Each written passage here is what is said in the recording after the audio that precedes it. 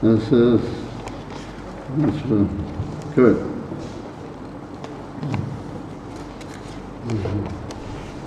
So I know where I am here.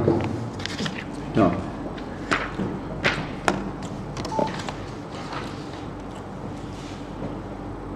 Baruch atah Adonai Eloheinu melech haolam shehakel v'yodvei. Amen.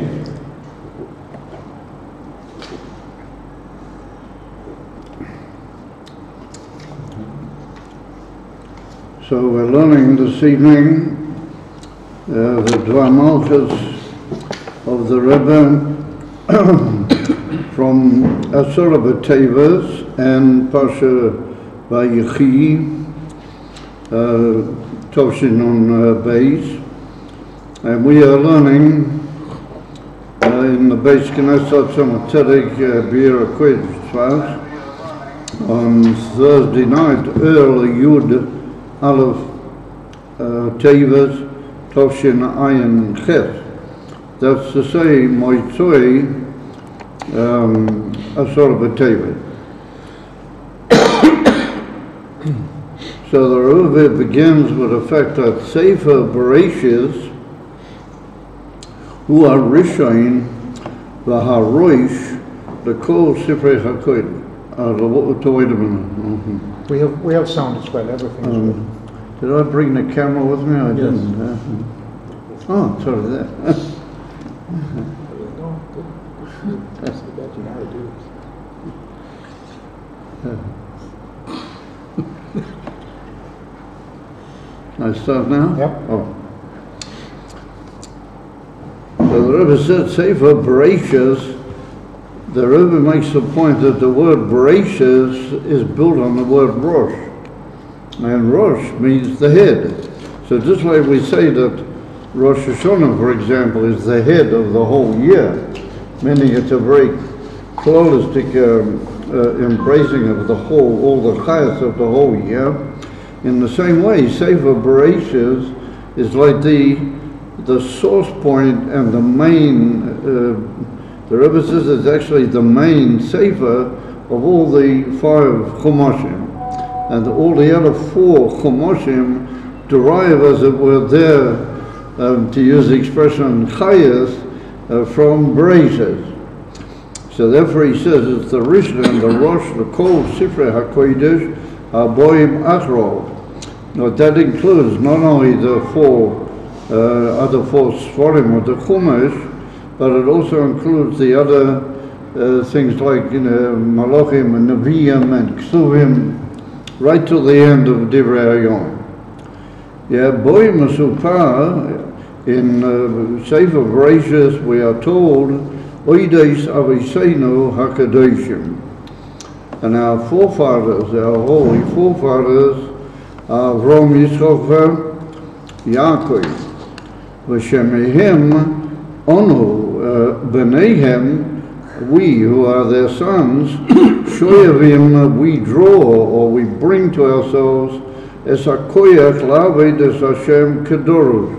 We get from Avram, Yitzchak, Yaakov the power. Each individual Yid gains the power from them to serve Hashem kedoros. Ukanema Maisa Oves Simon Labonim. So what the Rebbe means with that is that the fathers Avram, Yitzchak, Yaakov are not just biological beginners of the whole Jewish people, but they are the beginners of the whole representation of what Yidna in the world. And they, as it were, paved the way against tremendous odds to bring the whole Torah, which is now Yiddishkeit, into its beginning. So therefore, we have to say that there's some deep source point inside every Jew where he derives from the 3 fathers, and they give him the power to serve Hashem the way it should really be. In other words, and it's brought down in Chassidus, Barichas, that every day when you daven, you have to connect up with the forefathers, and there's all sorts of psukim that are shayat to Avram, also to the shayat to Yitzchak and to Yaakov, It's a whole big inyan.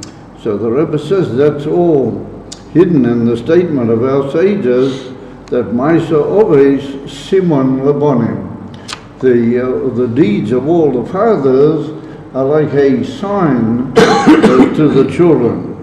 In other words, everything that happened to the forefathers is in a way destined to happen to us as well. However, the Rebbe is teaching that in a slightly different way. And he said it's not just like a sign and an indication, but it's a nasinas koyach, that sign carries in itself not just like we said before, a biological, historical fact. It carries in it also a tremendous giving of strength, that the forefathers are like the power to begin and direct your whole service to Hashem in the right way. And that's what we see that Avraham, for example, he never took, they even threw him into a furnace and everything, and he didn't, he didn't stop Avraham Avinu, he didn't reckon with any hold-ups. The biggest tyrant in the whole of the human affairs in those days chased after him systematically, Nimrod and the whole business, and he just went ahead. But Pshitas, well, that all goes into us and gives us the power. So in what sort of way does that express itself? So he says, V'gam b'shmo shel ha'parsha ha'mesayemes sefer Bereshis. He said also the name of the parsha which is completing the whole sefer Bereshis, which is Vayechi Yaakov. So the Rebbe said, Gam bishmo, even in the name, Vayechi Yaakov, it is mudgash hakoyach ניתן מהעובד. It's stressed and it's made clear that particular koyach, what the others give us in spirituality in our service of Hashem. Shahara Yaakov nikra b'chia, it's the bocher sheba ha'oved, b'chor ha'oved, the chosen one, like the highest and the most chosen of all the three fathers. Who ma'avir es koichom l'deres haboim, v'kak Yaakov mamshich lichyos lonetad. And in that regard, Yaakov Avinu lives on forever. So what is the, there's like a sort of bit of background hidden behind that statement, so I just want to make it clear. It's written by Vayechi Yaakov, even though Rashi brings right at the beginning of the Sedra that as soon as Yaakov Avinu passed away, it already began the Shi'abud. That's why this parsha is a closed parsha. All other parshas in the Torah all started a new chapter piece in the Sefer Torah. Here, Vayechi Yaakov is just a straight run on from the previous pasuk. That's called a parsha stuma. So the word stuma means like closed or how do you call it, blocking and preventing, stuma. So the Rebbe said, nonetheless, the parsha is called Vayechi. And the Baraturim writes that the best years of his life that Yaakov Avinu had were Davke in this situation, which was as soon as he was to leave the scene, it was beginning to become a threatening and dark and blocked situation. And then Rashi brings another thing, that Yaakov wanted to reveal the Kate. And that's a whole big thing in the Torah of the Rebbe, what we're not going into here at great length. But suffice it to say that Yaakov Avinu wanted already to reveal the case, and it was hidden from him. Hashem said, no, I don't allow you to do that, and so everybody lost it, including Yaakov Avinu. Which means that it's another type of, close-off, what you might say, like a shut-off. And yet, nonetheless, it's called Vayechi Yaakov, isn't it? Yeah. It's called Vayechi Yaakov. I'm wide awake. Yeah, I like seeing people's faces.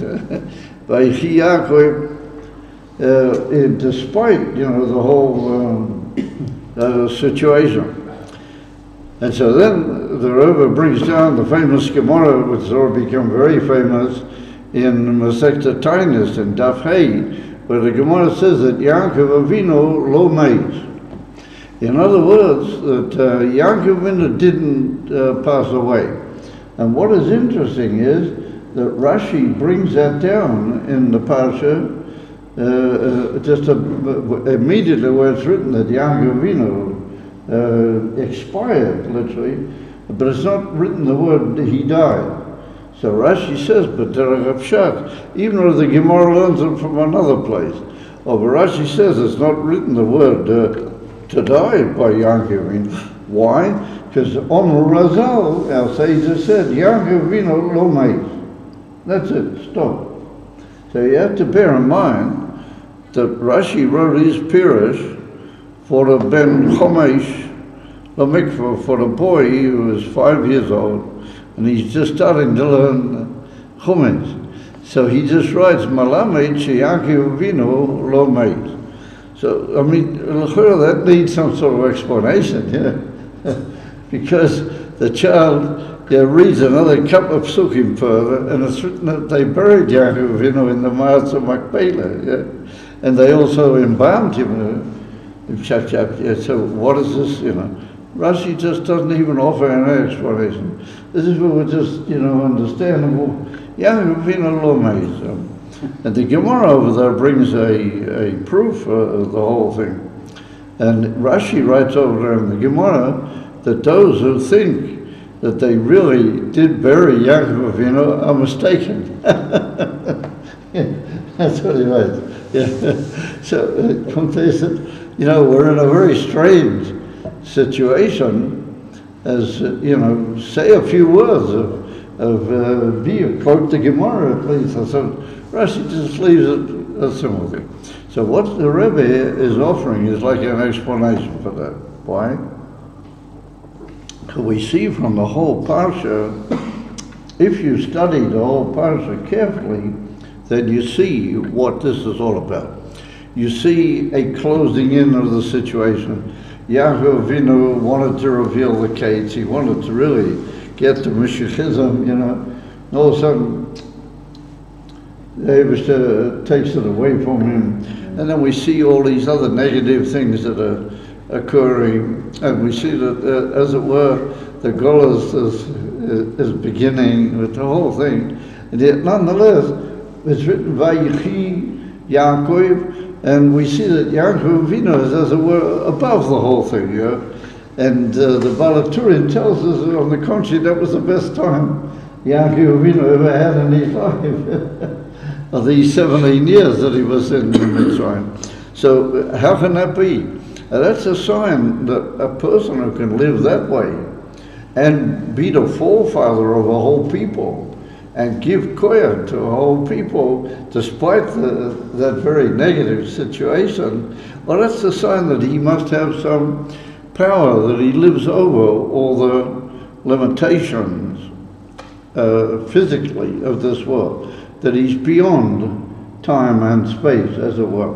And that's why Rashi writes with the Pshitas, relying on the fact that if you just study the whole thing carefully, then you'll understand why that's the case. You follow?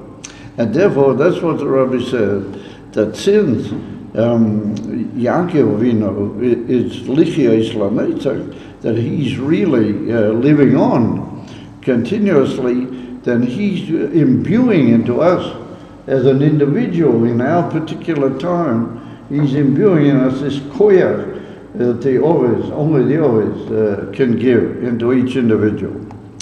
So he said, but Parshas Vayechi Atzmo, Mesupor al Birchosa Shel Yaakov Lapona. If we go into detail more, then we notice that in the Parsha of Vayechi, it's also told how Yaakov gave blessings to his son. Right?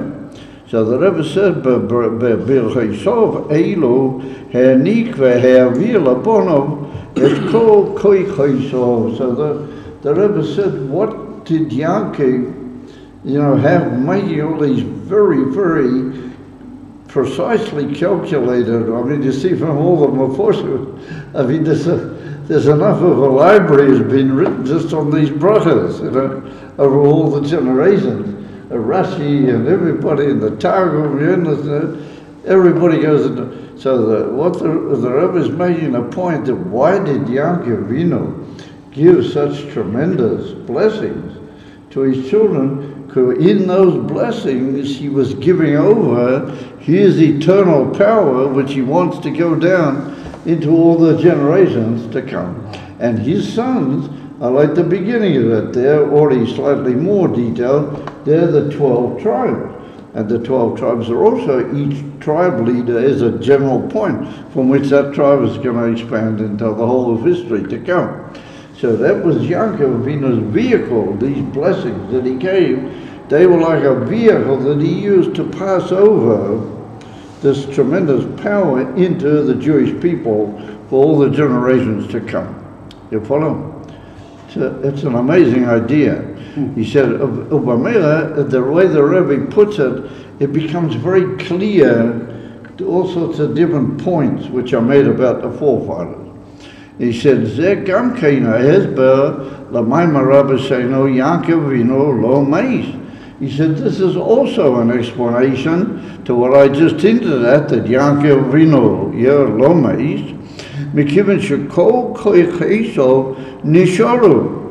He said, all of the powers of Yaakov Avinu, everything that Yaakov Avinu represented, remains in the world.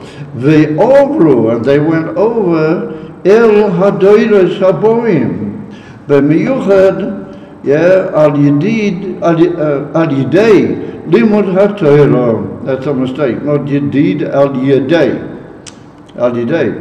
Oh, B'miyuchad, al Yidei, Limud HaTorah, Boy Sasak Yaakov Avinu Ba'ivameh, Yuchad is one on.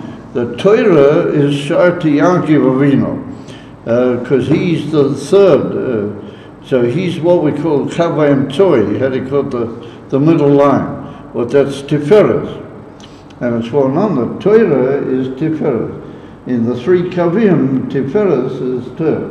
And therefore is a pasuk, what we say in Tehillim, Vayokum Eidos Beyankov, V'seiro Son B'Yisrael.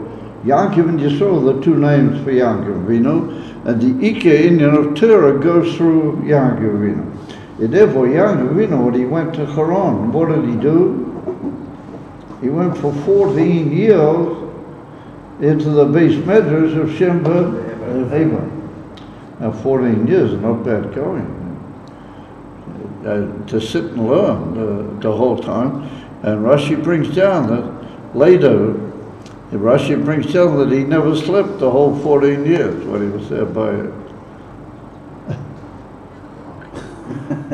And when he was going out to Haran, then he lay down. So Rashi said, what's he doing laying down, this guy? He doesn't ever lay down. Well, it must have been special from heaven that he had to lay down. So that's what he did. That's what Rashi said, if you remember. They said, Yaakov Avinu represents Torah. So therefore the Rebbe said, how does that koyach that Yaakov Avinu gives into all the Yidden as a forefather, it goes especially through Torah. When we learn Torah, we gain the power of Yaakov Avinu. And just like the Torah is Chayenu v'erech yomeinu, and it's always there every day, Baruch Atah Hashem, Noi Sein, HaTorah, the same Yaakov Avinu, he's alive and he's there in the Torah that we learn. So he says, the Rebbe, Zui Asiba, Shebasiyum HaParsha, Makrizim, Chazak, V'Nitzchak, Chazaik. At the end of this Parsha Vayechi, we say, when you finish the Sefer, then we say, Chazak, V'Nitzchak. So what's it got to do precisely with Yechi Yaakov? He said, Ki HaParsha Vayechi Yaakov, Mechazeches is Kol Am Yisrael. When you say Chazak, when it's Chazak, you are like a representative of the whole Jewish people. And so there's maybe a few Yidden that don't say it, Chas v'Shalom, and you say it for them. You understand? It's like a clothes stick, a koyach that we have from Yaakov Avinu. Chazak, when it's chazak, is the way Yaakov Avinu is expressing himself throughout. Avamela says the Rebbe, it's a union of, despite the fact that we're in Golas, and despite the fact that there's such a choshek in the world of mitzad the Golas, chazak, when it's chazak, in the Torah, in the etzem learning of the Torah. So he says, Masha noisahu limtzoyas hakesher latarik boy anu nimtzayim. So what it remains is to find the connection of the date in which we are finding. The Rebbe said most of this sikha was on Asara B'Tevet. Shechal b'yom hashlishi b'shavua shel Parshas Vayechi. Etzleinu, it was on Thursday, but way back in Toshin Beis, it was on Tuesday. So the Rebbe said we need to find the kesher of Asara B'Tevet with all of it. So here we go. As long as I'm not collapsing, here we go. So he says, Asara B'Tevet, Hatalik Matchil, everything's beginning. So he said, Asara B'Tevet, Yesh Toikev V'Chashivas Miyuchedes, Al Kol HaTzoyimos Shenikveyu Zeicha L'Chorban. He said, Asara B'Tevet has got a very importance. It's interesting. The Rebbe calls it an important, like as if a fast most of us would like to sort of get rid of it. And the Rebbe said, no, it has a chashivas. So to make that clear, I just give you a quick picture. All the 4 fasts that we fast are all actually mostly connected with Bayis Rishon, except for Tisha B'Av, which also includes Bayis Sheni, because Bayis Sheni was also destroyed on Tisha B'Av. But Be'ikah, its beginning of Tisha B'Av was in Bayis Rishon. So what happened? First of all, on Asara B'Tevet, Melech Bovel began his, surrounding of Yerushalayim. Siege, very nice. He began the siege on Jerusalem. And then it took a long time until Shiva also B'Tamuz that he actually broke through the wall. And he began to enter the city. And then it took 3 weeks until they reached at the point where they wanted to destroy the Beis Hamikdash. And there were 3 terrible weeks of terrible suffering for the Jewish people, and they finalized in Tisha B'Av. And after Tisha B'Av, those who were left were all taken by Melech Bovel into captivity in Bovel. However, he left behind in Eretz Yisrael a leader who he managed to sort of build a community of all the Yidden that managed somehow to dodge the whole Golos and remain in hiding and then come out and try to build back some life in Eretz Yisrael in an organized Jewish way. And he was called Gedalia ben Achiokom. He was a big leader, and he was actually from the royal family. He somehow descended from David HaMelech. So he was a very fitting person to continue leading the whole Jewish people. But unfortunately there were certain Rishonim at that time that they wanted to be mevatel this whole thing, and they murdered him, unfortunately, and that's Gimel Tishrei, that's Tzom Gedalia. That's why we call it Tzom Gedalia, because his name was Gedalia ben Achioch.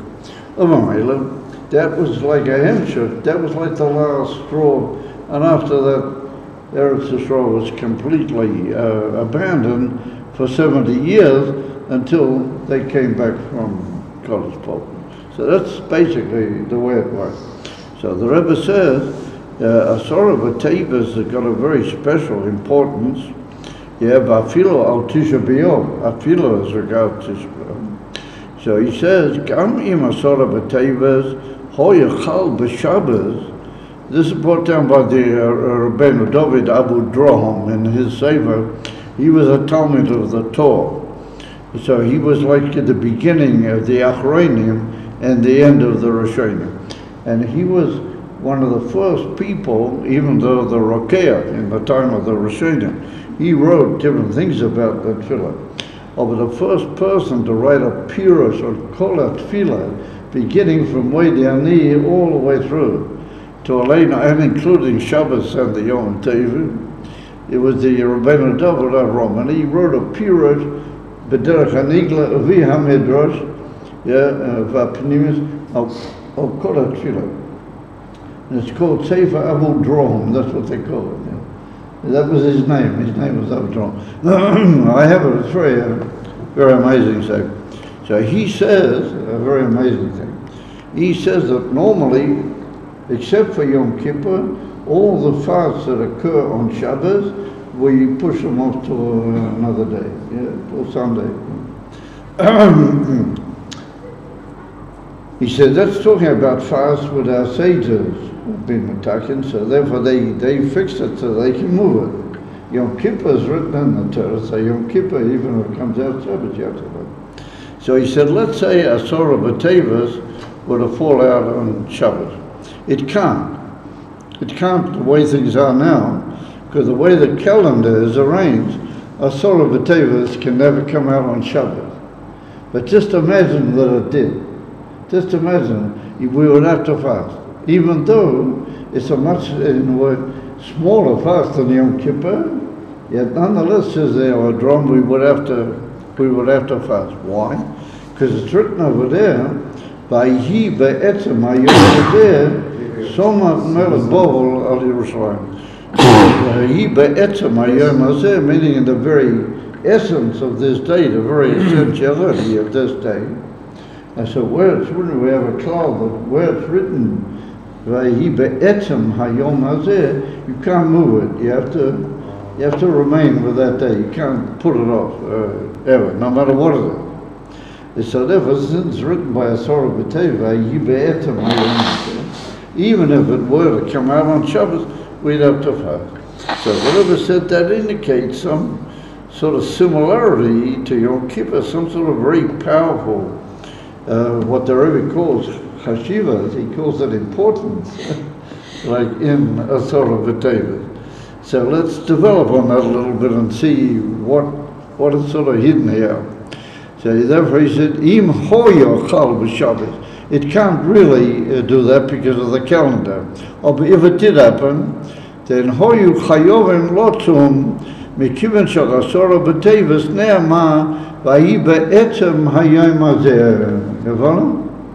Chayovim lotzum bo'is hayom ve'ein lidchois es hatzoim.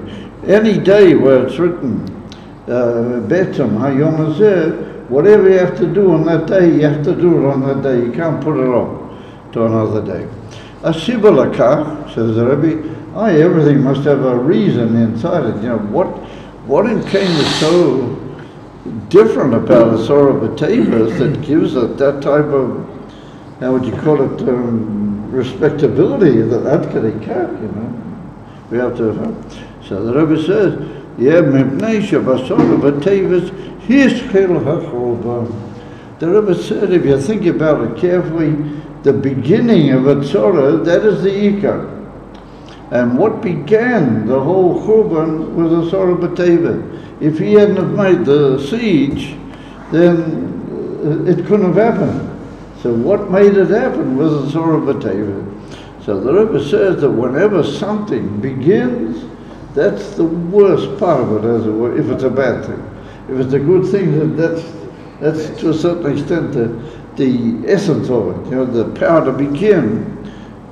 So therefore, says the Rebbe, that's the great thing in inverted comma about the Asora B'Tevas, that it's the beginning of the whole thing. Something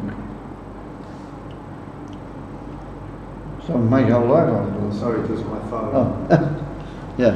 Of a Mela, the Churban began. So he says, Oz hiskil hamatzor, what you call very rightly the siege. The siege of Chaimas Yerushalayim.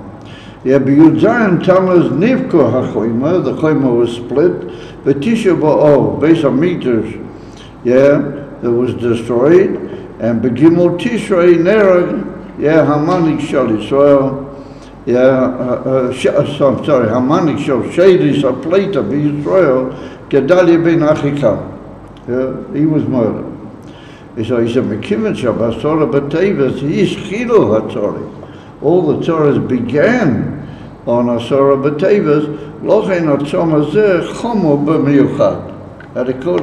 It's very special and strict that if it were to come out on Shabbos, you would have to keep. So here the Rebbe is making a very important thing. It's like we said before in reference to Sefer Bereshit. Why is Sefer Bereshit? It's an important chumin. By the way, the Gemara called Sefer Bereshit Sefer HaYoshol, the straight Sefer. And that's like a very special name, and that's written because it deals particularly with the Yeshorim of the whole world, the especially straight people of the whole world. They were our father. How do you say Yosher? Upright one. Upright people. Oh, very, very great, upright, and they paved, path, a straight path on the right way for all mankind. So that's Sefer Bereshit. So the Sefer Bereshit of the Churban is Asara B'Teves. The whole Churban began. So that's a very special power. Moving Cain, Shagam B'Nagel Nakuda Hachiyuviyah. The Nakuda is Hachiyuviyah. And therefore said the Rebbe, if it's that way in the bad things, then we've been taught already, we've already learned in previous Davar Malchusen, that on every tinus there's something good. In every tinus there's a very good thing is hidden in the tinus. So he said there must be those good things also about Asara B'Teves. They must be hidden on Asara B'Teves. So therefore he said also the good nakudas which are hidden in Asara B'Teves. B'chol HaTzoyimos. Also he says not only in Asara B'Teves, but they are there b'chol HaTzoyimos, and all the fasts. Yesh l'Asara B'Teves ma'ila miyuchedes b'yoseh haschaloso u'psichoso shelehem. So he said, even the good things and all the very good which are there in all the tzimos, therefore they must be there in Asara B'Teves. But in Asara B'Teves, they're like the beginning of good things in the fast. If they must be something very, very elevated as well. So that on the one hand it's something very powerfully negative, and yet on the other hand that means that it must be something very especially positive. So he says, Novi Yeshaya, the Novi Yeshaya Hanovi Mechana Es Yemei HaTzoyimos B'Shem Eis Rotzon. He said it's brought down in a pasuk in Yeshaya Hanovi that any time when Yidden fast, it's brought down that is a auguries time, 8 Ratzon. And the Alter Rebbe brings in Geras HaTshuva, how do you make a tzom an 8 Ratzon? The Ikka is not just the fact that you fast, but you give it tzedakah and you do all sorts of good zachen on the fast. And the main thing is that you do tshuva. Right? We're going to see the Rambam points it out that the whole real reason why our sages brought in this concept of fasting on certain days is not just to remember that unfortunate things happen, but to do something about it, to try and stop it and alter it. But that's in and of tshuva. What turns the fast day into being an auguries moment? It's not. It's the day when very terrible things happen. It was an Ezraton, because you're expected to go through the whole message of that day and come to do tshuva, to do something to correct it. So that reason, Vasiba Lakaki, Mekimchi Yom Tzom, whose man Nasuguli is Rosel Teshuva. It's a very special and worthy day to an awakening to tshuva. And if you awake to tshuva, then that is Hamavateles as a churban. It's when on the tshuva gets rid of the churban. Ultimately speaking, if Yidden will do tshuva, then they're going to get rid of the churban. He said, "Mavia is a geula," and once you've done tshuva in the proper way, you've not only got rid of the churban, but you automatically bring through that the end of the geula. Okay, Divrei Rambam is the one on the famous Lashon. The Rambam in Hilchos Tshuva, Hilchos Yesod HaTorah, I'm sorry. This particular statement is in Hilchos Yesod HaTorah, that Seif Yisrael, Lasei Tshuva, ultimately you didn't going to do Tshuva. Ultimately, Sof, you didn't have to do Tshuva. So he says, Miyad Heim Nikolim, when they will do Tshuva, properly, then immediately they're going to be revealed. They're redeemed. Zui Matarosom Shalimei Hatzaimei. So the Rebbe commentates that why is that Tzom Augur's moment? Ki our Caesars assumed that you would be clever enough to understand what do they want with this whole Tzom. That through the Tzom you'll have a moment to think a bit more seriously about what's going on with yourself, and you'll do tshuva. And Ali they say you will correct the whole Golos and the whole Churban. So he said, Matara zu mudgeshes b'miyuchad, or that particular matara of bringing you to tshuva, and through that correcting the whole Golos, is very, very emphasized in the day of Asarabah Davis, more than in the other Tzoimai. Kasher hizchil hamatzor, when Hadikodim Melech Bavel, when he began the whole siege, oid lo hoyase kol pagia b'beis hamikdash u'b'batei Yerushalayim. The Rebbe makes a very interesting point. If you look at what he did, Nebuchadnezzar, what did he do first off?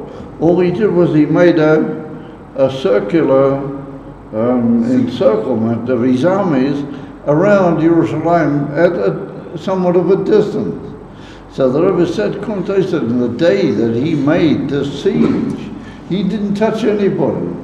The whole of Jerusalem was still there. The wall of Jerusalem was still there.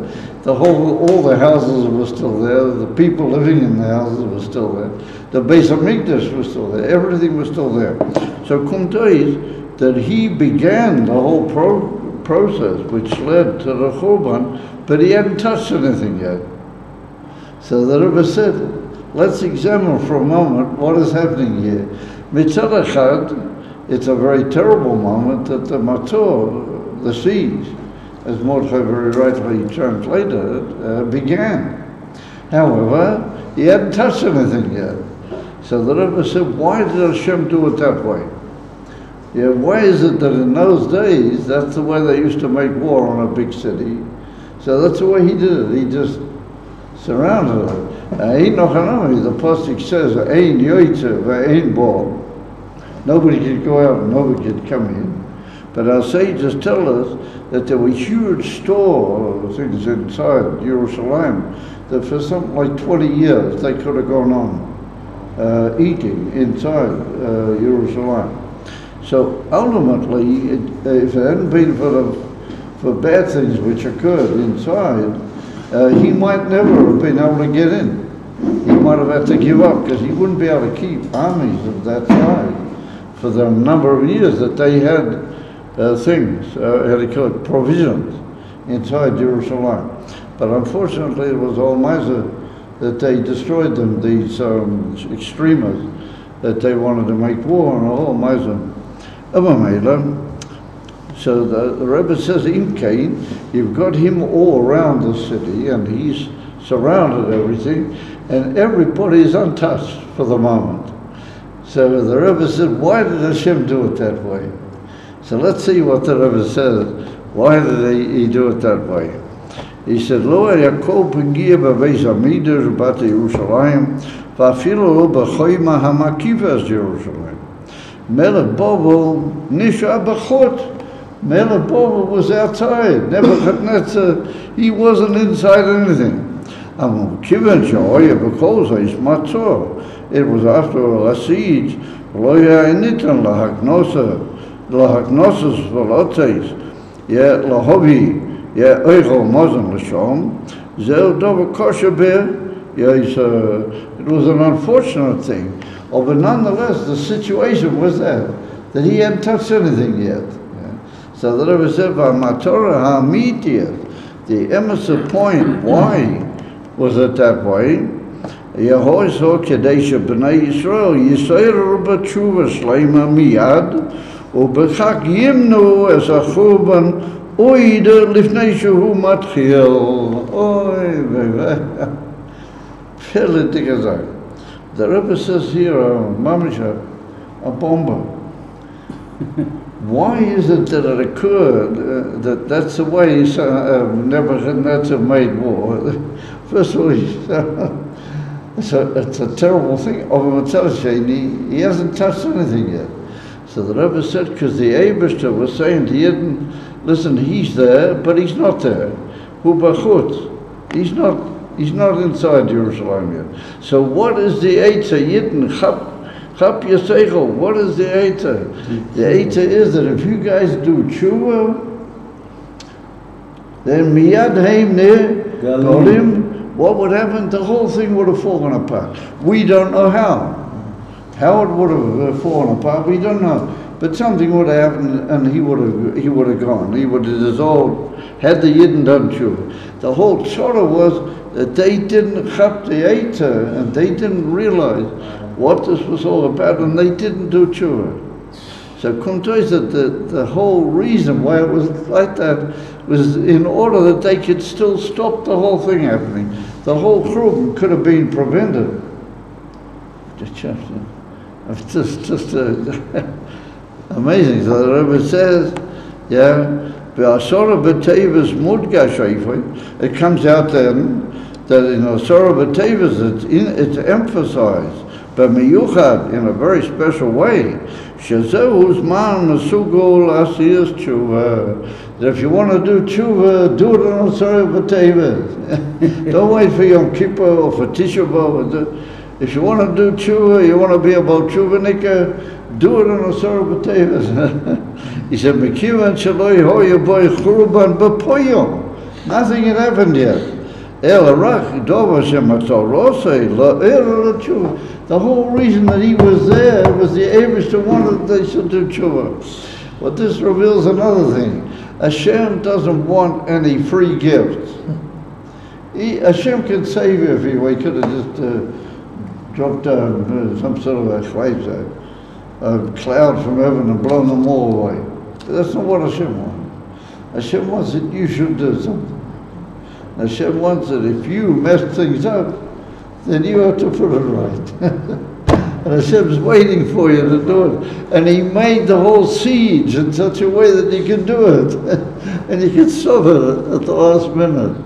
So He said, Matorosai lo'era l'tshuva va'oz yisharu Yerushalayim u'beis hamikdash v'shleimusam, then everything would have remained good. I mean, it's on the one hand amazing, but it's rather sobering. Rather sobering. However, that's the whole thing. So therefore, Asura B'Tevis, a very special day. You could have stopped the whole Geshem. What happened later in Tisha B'Av, that was already after you missed the boat. In the sense of what happened, the boat fell down into the river and things drifted off. How is it the rabbis and rabbis? Everything collapsed. But you could have prevented the whole thing. That's Asura B'Tevis. Therefore, Asura B'Tevis is a very special day, very strict and special day. How is it that the rabbis and the ravs of that time who saw the situation didn't say something? How is it that the rabbis and the ravs of that time saw what was happening and they didn't say anything? So the truth is that the rabbis did. Rabbi Yochanan ben Zakkai and others, they did. They tried. They tried very hard, but unfortunately, there was a huge group inside Jerusalem that they didn't listen to the rabbis, and they were called the Biryonim, and they were tough machas, and they did things to ruin the situation. They deliberately interfered, and they burnt a lot of the huge provisions that Yidden had, and they insisted on making war against the. And Rabbi Yochanan ben Zakkai told them that this was not the time to make war. This was the time to do tshuva. This was the time to change the whole situation and not to make war. And ultimately, when they already had started the war and then things went very bad, ultimately he got out of the city. You know the whole story. Mm-hmm. He got out, he made out as if he was dead. And it's a miracle they didn't realize he was alive. And they let him out. They thought it would take him out to bury him. And he got out, and then he met the Roman general. You know the whole story. How he met the Roman, he persuaded him not to destroy the whole of Jerusalem. But he said that, it's too late now because everything's in our hands. He said he's not going to destroy it. He won't destroy it. But everything is now in their hands. And that's a whole amazing story. So the truth is that what Yankov asks is a very good question. And that still was the Gemara by readers in Masechta ניתן. The Gemara tells the whole story that really the great rabbis did. They did try very much, yeah. So he says, ניתן libtoi, he said, Basara b'teves kesher miyuchad l'chovan beis hamikdash, ulabinyon. So the Rebbe goes further and he said, however, on a much more sort of positive side, we can find in Asara B'Teves a very special connection with the Inyan of not only the Churban of the Beis Hamikdash, but the building of it. Yeah, the building, the ultimate perfection of the Beis Hamikdash Shlishi. And here we find a most amazing Inyan Benegeh to iron, Benegeh to Basel. And this is going to develop a whole amazing Torah about Basel. I don't know if I'm beginning to, my battery is beginning to flutter, but I don't know if I'm going to be able to get through the whole piece of it, but we'll get the main thing here.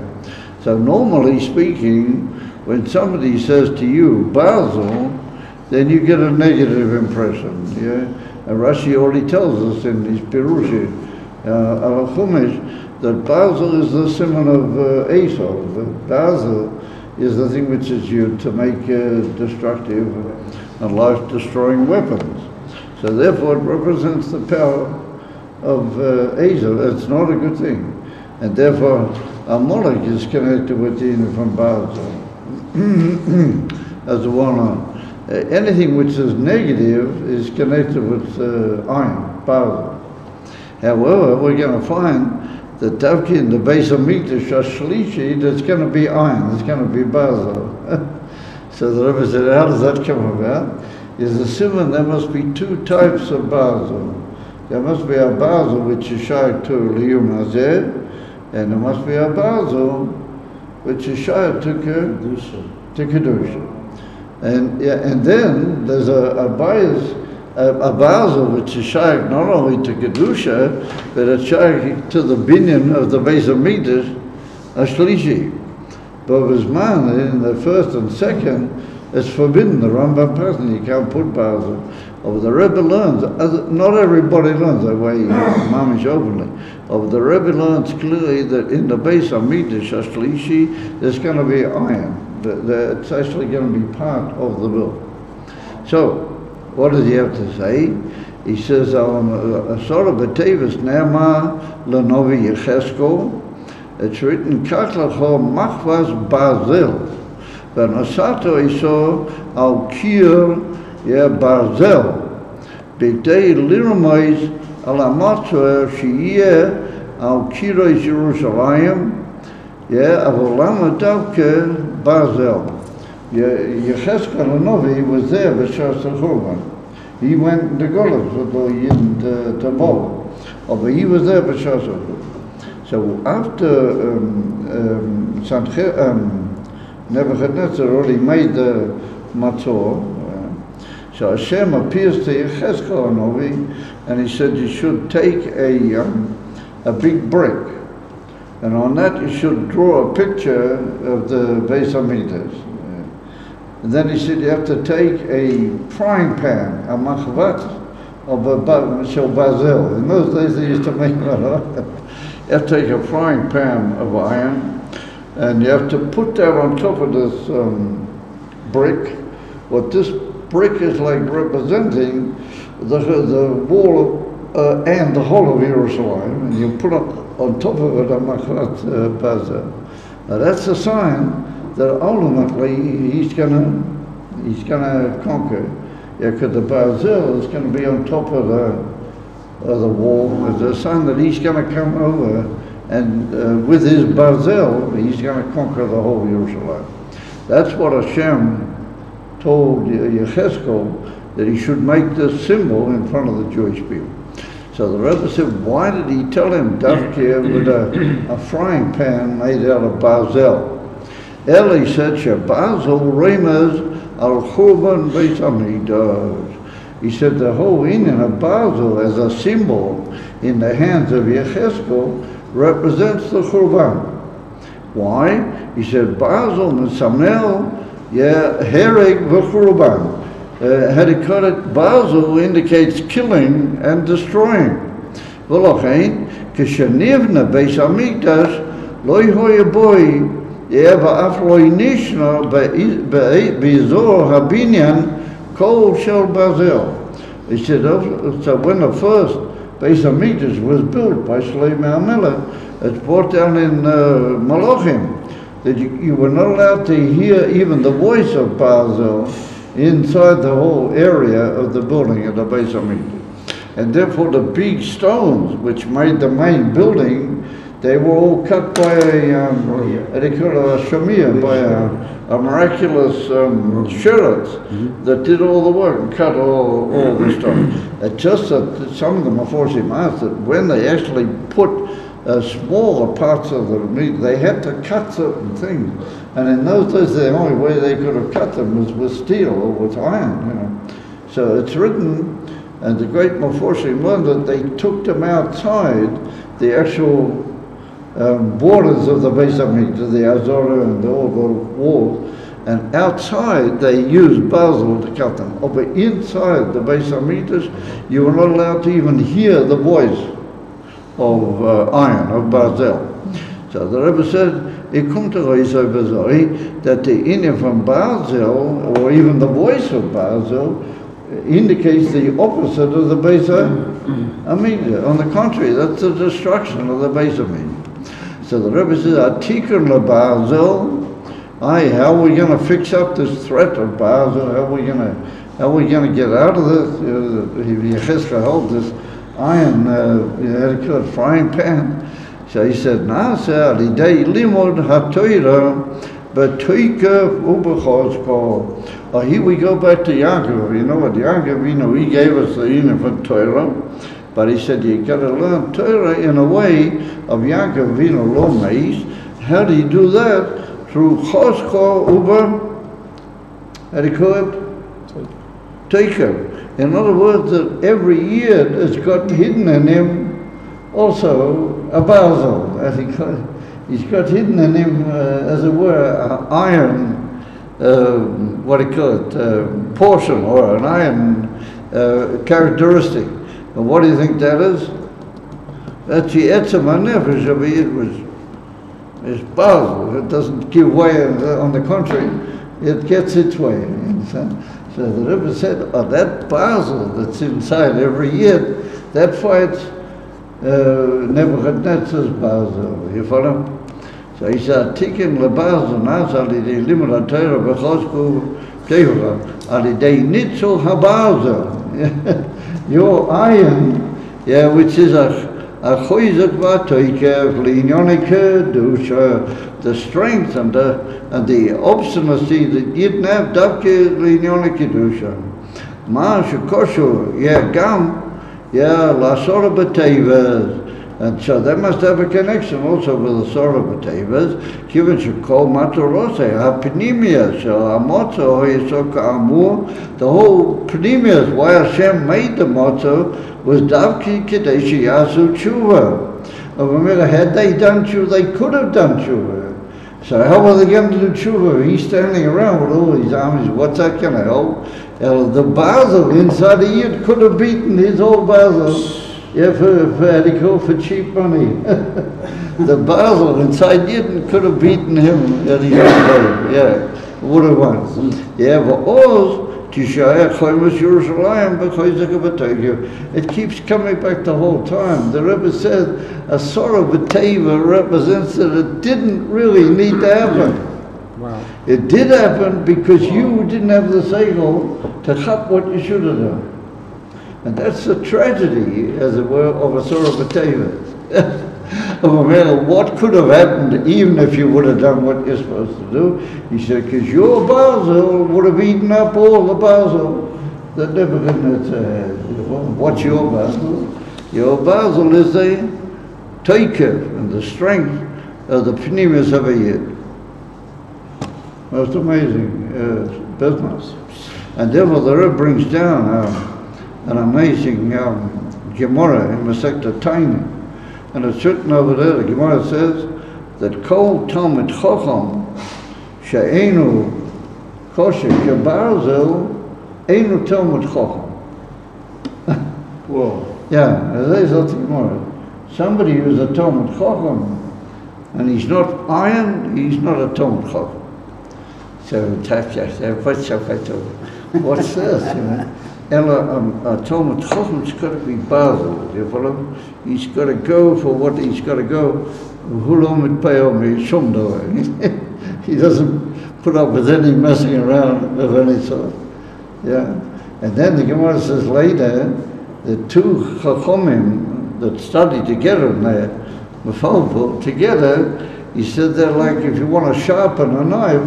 I remember when we were kids, he used to go to the butcher and he would have a big piece of iron hanging from the ceiling and he would have his knife and every now and then he would go like that, you know. That would sharpen the knife. What sharpens a knife? A knife is bazel, another piece of bazel. Yes? When two chachomim sit on the fall together, that's bazel babazel. Two irons are sharpening one the other. There's nothing Gemara. So what's this whole imagery of Talmidei Chachamim learning Torah being called iron? Iron's for her not a good thing. And as a simon, they're hidden inside a Yid, and particularly a Talmid Chacham. Basel. I remember I used to, when I was in Melbourne, there was a Yid that he used to like saying that when he saw something very, geschmack in the base medrash, or they learned something or they said something over, he would say, oh, das ist Eisen. In Yiddish, Eisen means Basel, you understand? Iron. He used to say, oh, das ist Eisen. And that's a simon of the pneumius of the whole story. The Yidden are also iron. So he says, ואפילו שבית המקדש נחרב בזה שבשל דבר. Since Rahman and in the end they didn't help themselves, so the base of Mikdash was nechra. Kavana Sachuban, it's the same Kavana. Hashem is still waiting. Kavana Sachuban kidei lahagia lazichol chabazo b'binyan base of Mikdash Ashlishi. The whole thing is that the Avis is waiting that through the Golas you will anyway reveal your Basel and you'll bring to the base of Mikdash Ashlishi. So you might say, well, the base of Mikdash Ashlishi is going to be pure from Basel, like the base of Mikdash Rishon. So they're going to use your Basel, but not really sort of make any everlasting memory of it. So the Rebbe said it's not so. That what's going to happen in the base of Mikdash Ashlishi, it's going to have Basel. And that's going to be like an elevation to the highest point in the base of Mikdash Ashlishi, indicating that how they didn't come through the whole Golden, and how did they get back to the base of Mikdash Ashlishi? Yeah, Paul the Pinchas is tired now. The base of Mikdash Ashlishi, how did they get to that? Through their Basel, through the Basel, inside every year. Oi, oi, oi, oi, oi. So I said, what an amazing thing. So he said, Nekro, but save it. Oh. So the Rebbe says that there's a medrash which says that there are several metals and that each one of them is like indicatory of one of the Beis HaMikdashos. So the Rebbe said, for example, Zohar, that's represents the Beis HaMikdash Rishon. And he said that's the most perfect of all the metals is Zohar, very precious.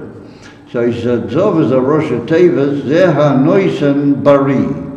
That anybody gives to the Beis HaMikdash Rishon, he will be healthy, or it comes through health. Kosher Beis HaMikdash Rishon, Shoye Bori V'Sholem was a perfect, the most wondrous building. So he said, Kesef, well that indicates the Beis HaMikdash Hasheni. So he says, Kesef is already, a bit down from Zohar. It's pretty good, but it's down from Zohar. And that makes a posik, Kishiyesh Shakonas Pachad, when there's going to be a fear of risk, of threat. So he said, that's connected with the Beis HaMikdash Hasheni, because the Beis HaMikdash Hasheni was lacking. The Gemara says in Yuma, there were 5 main things were lacking in the Beis HaMikdash. So the Beis HaMikdash Hasheni was lacking. It wasn't perfect. If you're not perfect, then you have to worry about maybe the Chitzonim will get at you. Yeah, therefore, there was an open pachad that the Beis HaMikdash Hasheni might not hold out. Nobody dreamt about the churban of the Beis HaMikdash. And the Beis HaMikdash Hasheni, they were always sort of on guard that maybe something might happen. Shelo yaya mushlam v'aya chashash shehu yeh chalav oid apam. Was that chashash? That it might be redestroyed. Nechoishas is already a third metal, but it's already less precious than Zohar v'Kesef. And he said that's in a posik, Rosh Tevas, Nasinas, Choyle, She'oma Tanu. Oh. So he says that things that are given to a sick person are given if he says Tnu. If he's laying sick and he says to you, please give me something, then you give him. Because he's sick and he can't help himself. So that's referring to the Beis Beis HaMikdash Hashlishi. How does that, get on? So the Rebbe says, he doesn't write it so clearly here. But what he says first off, the Rebbe, is that really Nechoishas can represent the Beis HaMikdash Hashlishi. Why? Because the word Nochas is in the middle. And he said, Nochas is the snake. So he said, Nochas is referring to the original snake. And that the power to destroy the original snake will be through the Beis HaMikdash Hashlishi. So therefore, Nechoishas could represent the Beis HaMikdash Hashlishi. However, it comes along the Rebbe, and he said, it's more mistaber. You're running out, eh? No. He said, it's more mistaber. It fits into Seichel more to say that Nechoishas is referring to the Golas. There's Mana Golas. And that there's a fourth metal called Basil that represents the Beis HaMikdash Hashlishi. So the Rebbe says, how can Basil represent the Beis HaMikdash Hashlishi? You can't put Basil in the Beis HaMikdash. So the Rebbe says, a Gevaldi Chiddush, that according to his opinion, in the Beis HaMikdash Hashlishi, there's going to be Basil built into the actual building. And he said, why is that? To show that we've finished off with all the Basils, and we've gone up into the Basil Hamiti of Kiddush, which is Teikef Agilish and Elakus B'Kol Olam. Had you? The Teikef Agilish Elakus B'Kol Olam, that's a Basil. So the Rebbe says, where do we know, or where do we see this whole beginning of Basil going into the Beis HaMikdash? Plus there's other rise. But the Rebbe says a very fascinating one. It's written in Divrei Hayomim that David HaMelech, he prepared all the things for building the Beis Hamikdash. That's why it's called on his name also.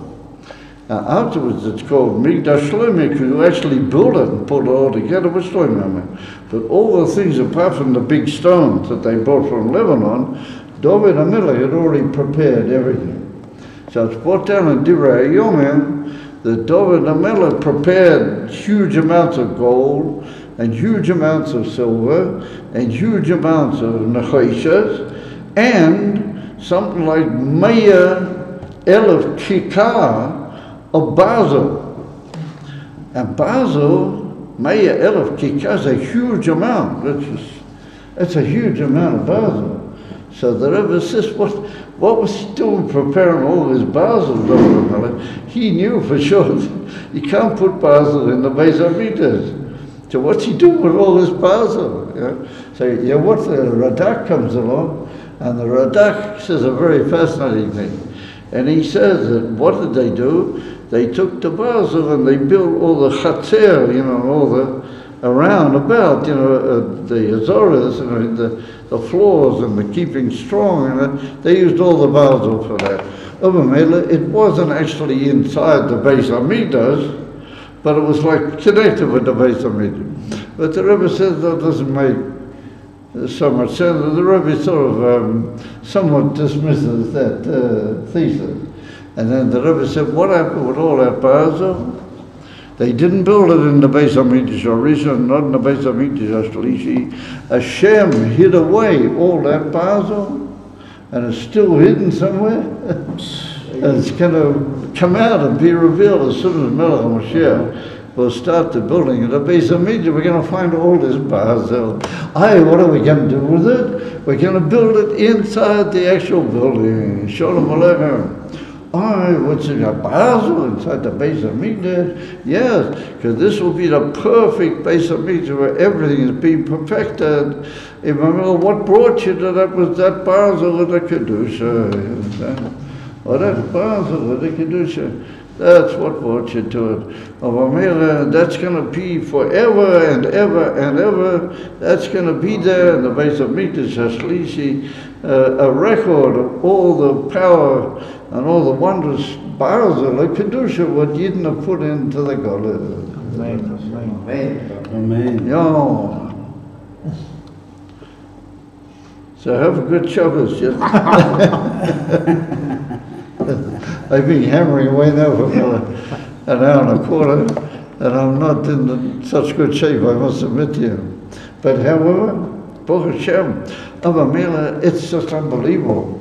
And the picture that we get from this whole thing, and the Rebbe says even more, he never leaves anything open. It's brought down in Sforim that Basel is a Rosh Tevas of the four mothers, Bilhah, Rachel, Zilpah, and Leah. Hello? Wow. Bilhah, Rachel, Zilpah, and Leah. However, what is wrong with that? Think carefully. What is wrong with that?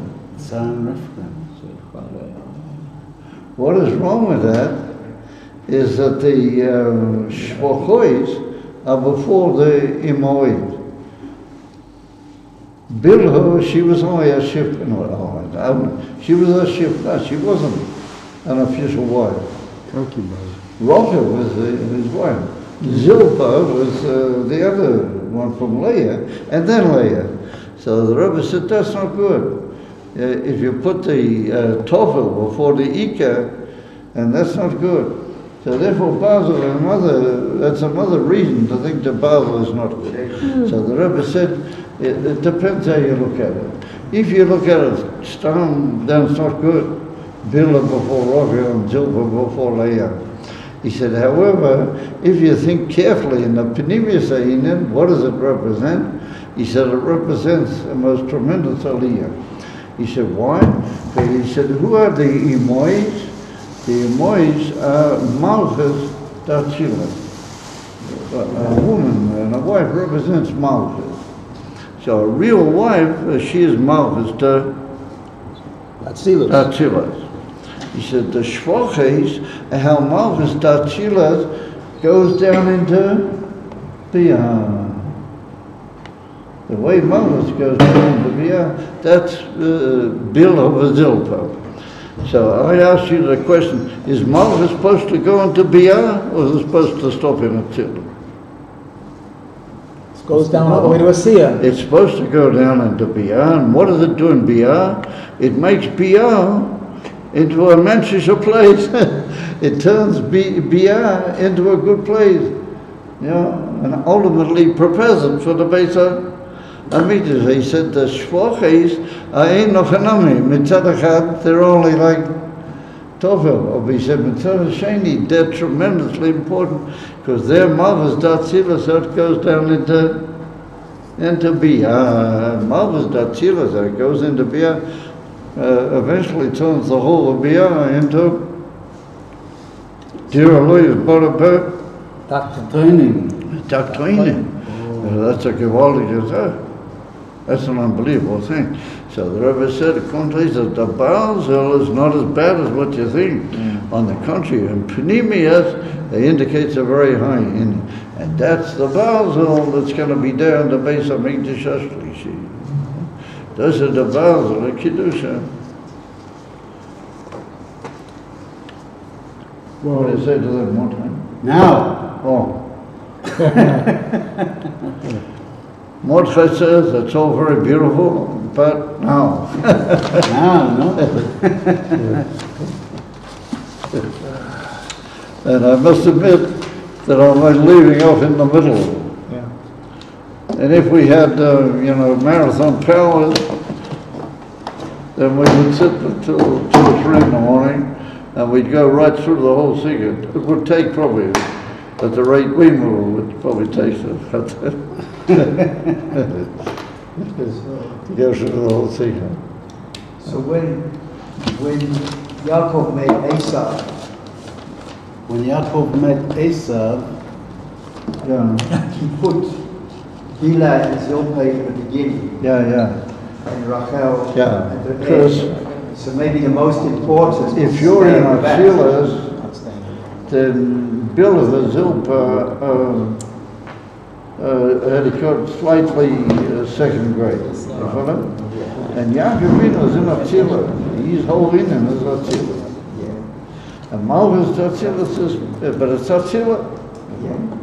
However, once you send Zilpah and Bilhah to do their pneumistic role, which is in Biyah, then they become important. You follow? Avamel, if he's there, maybe we could learn another pshat as a way of possibility. And maybe we could say that Yaakov put them first because they have a certain power to withstand Esau, even more than the Ammonites. You got it? yeah. חזק וברוך. חזק, ונתחזק. Even though I said that's not bad. חזק. Yeah. People are tired. Poor terrorism. Yeah, it's supposed to. I don't know People if we need all fast. that, but I don't know. Maybe. I'm also tired. Not sure we need all Oh, but it was worth it, no? that. Yes. How do they say in Yiddish? Eisen. Eisen. Eisen. Yeah.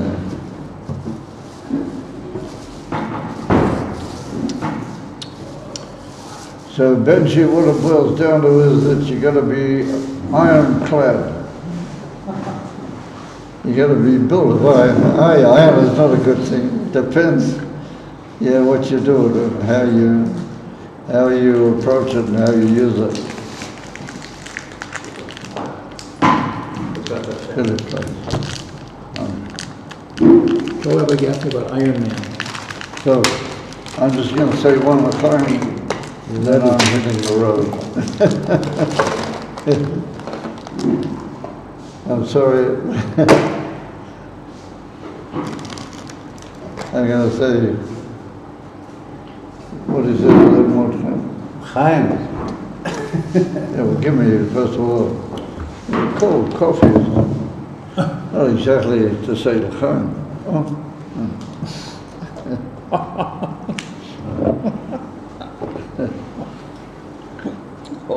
Baruch atah Adonai Eloheinu melech haolam v'le'olam. Amen. Okay, I'll force it down. Thank you. Pinchas, No, just empty glass. empty glass. Yeah.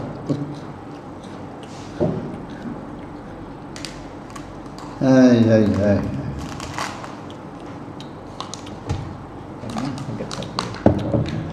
So listen, Everybody has. you guys, Yeah.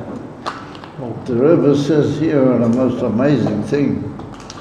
That why was it that Melabo, Yamakshmoi, why was it that he made a siege? Mordechai very carefully translated it. He made a siege in a way that there was still time. He hadn't touched anything yet. Nothing had occurred. Because you're supposed to cut yourself and do what you're supposed to do. You follow? So, yesh loima, that's what's a similar type of situation that we're in now, you know? Things are going. And Baruch Hashem, a very good siege is being built around us. This time a siege of Kedusha. All sorts of wondrous things are happening.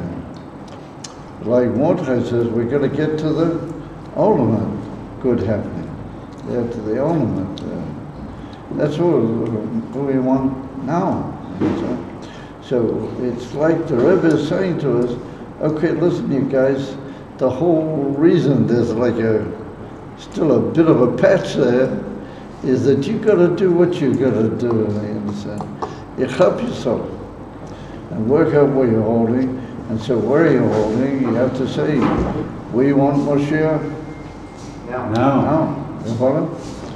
And it could be that if you will just say that even, but you'll say it really from the depth of your heart, that we want Moshiach now. Mamish, but pastors, it could be that's all that Hashem is requiring. Who knows? You follow? It could be. Oh man. In other words, we got to help and we got to relate to this amazing moment that we find ourselves the right way. You got to not miss the opportunity. The whole message of the first part of the Sikha is that you didn't miss the point, you understand? They missed the message.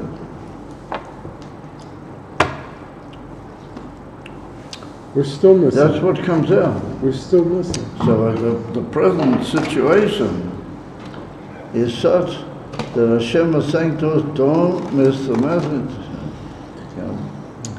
Straight, we want Moshiach now. We need Mashiach now. Amen. Don't, you already missed it once in history. That's enough. This time let's chaparah.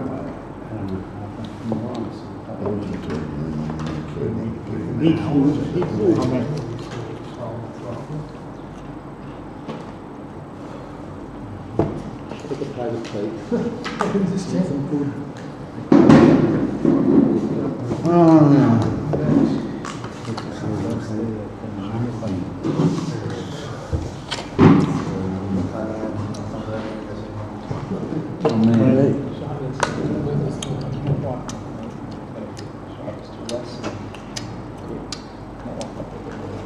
In other words, it's just absolutely, when you think about what's going on here, you just sit and mind blowing.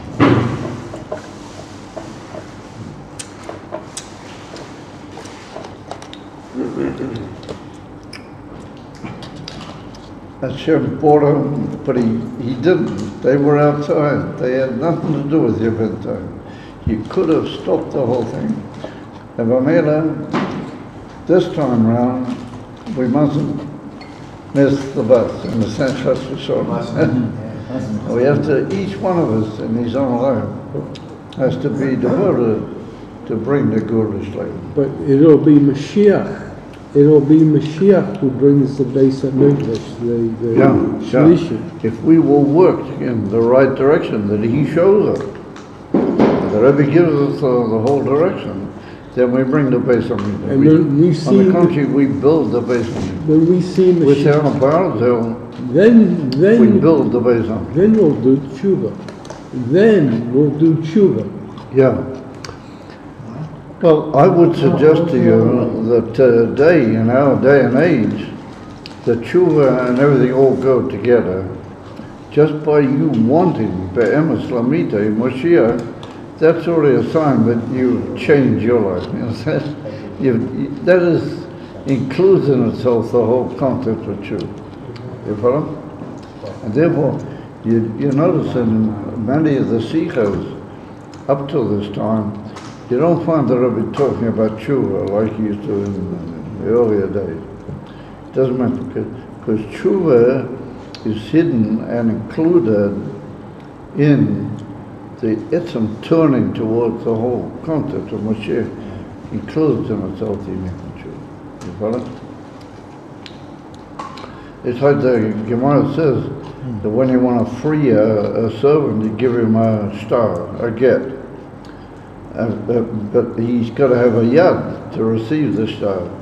And as long as he's a eved, he doesn't have what's called a helicate yad. He doesn't have a helicate hand. So when you give him the get in his hand, then he becomes free. So, but only after you give him the get, then he gets a hand. But he doesn't have a hand to take the get. You know? So the Gemara says that Yodai Vagitoi Boin Kercha. At the moment you give him the get, he automatically gets a hand as well.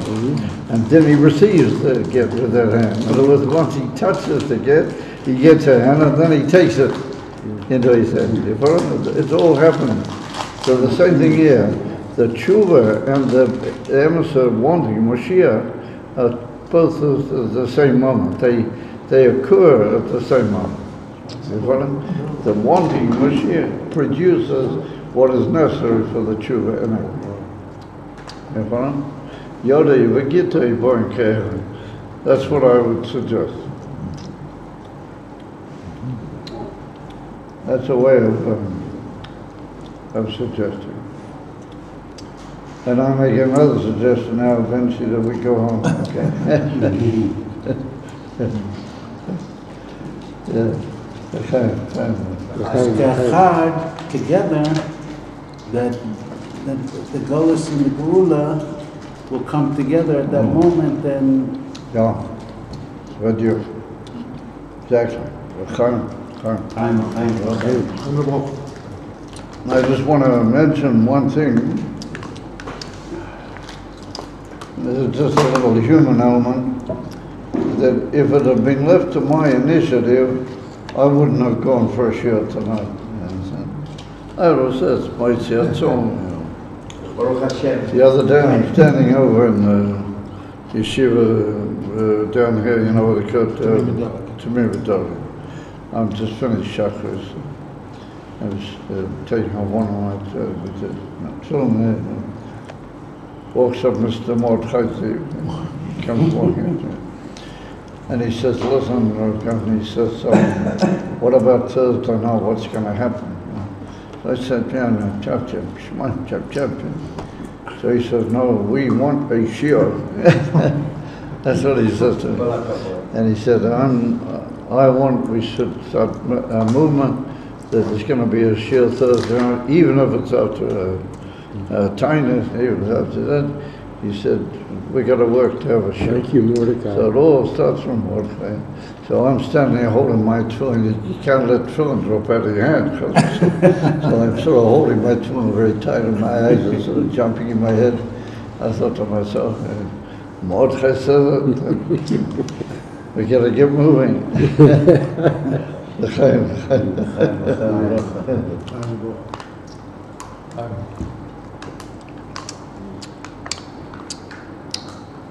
Good. Okay, my dear gentlemen, have a good evening, and Good Shabbos.